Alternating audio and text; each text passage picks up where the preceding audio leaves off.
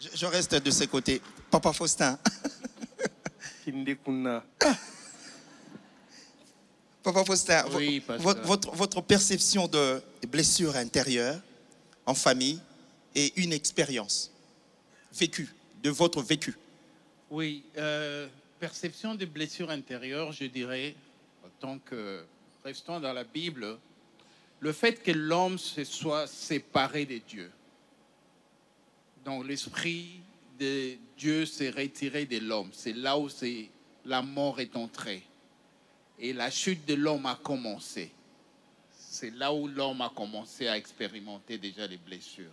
Donc la séparation avec Dieu, il est resté avec son âme. Et son âme qui n'avait plus Dieu et qui était en manque, qui n'avait plus d'identité, a fait que l'homme cherchant à aller se trouver, même il a commencé par se faire des habits qui ne répondaient pas, et Dieu même par sa grâce est venu encore l'habiller des peaux d'habits. Donc déjà, il a commencé à tâtonner. Et cette séparation-là avec Dieu, c'est déjà ce qui cause les blessures, la présence de Dieu dans l'âme de l'homme qui n'est plus là. Donc l'homme n'est plus nourri de Dieu.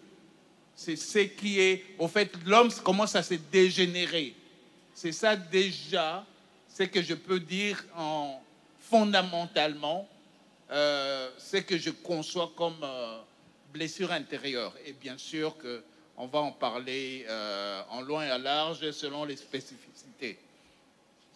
Mon expérience, je pourrais peut-être surprendre les gens, je ne l'ai pas peut-être conçu comme étant...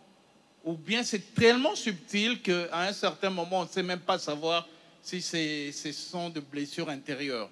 Parce que moi, on est né à 5 dans notre famille.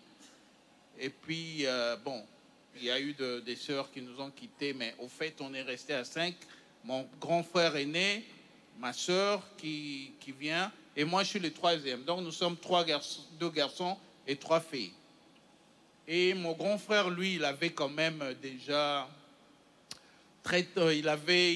comment je peux dire, il était turbulent et sa relation avec papa n'était pas très bonne. Et moi, j'étais l'enfant exemplaire.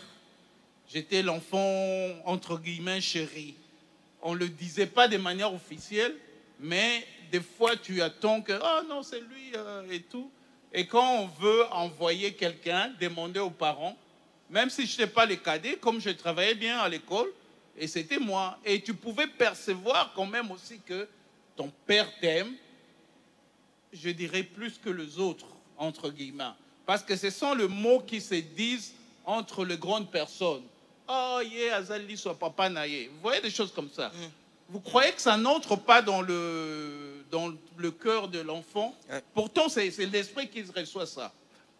Et quand tu grandis dans cet environnement où tu te sens être exemplaire, tu ne fais pas de bêtises outre mesure, tu es l'enfant chéri, comme je peux le dire, tu grandis comme ça, tu ne te crois pas être blessé, jusqu'à ce que tu commences à affronter la vie. C'est là où quand on te dit une parole, tu te dis, c'est à moi qu'on dit ça?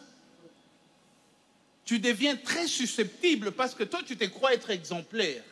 Mais maintenant, les gens commencent à te dire, non, toi, tu as mal fait. Oh, moi, j'ai toujours su que je faisais bien. Comment est-ce qu'il peut me dire ça? Et je suis devenu très susceptible. Quand on me dit quelque chose, waouh! Donc, je n'ai jamais vécu dans ces régions-là, croyant que j'étais chéri. Pourtant, j'étais aussi blessé.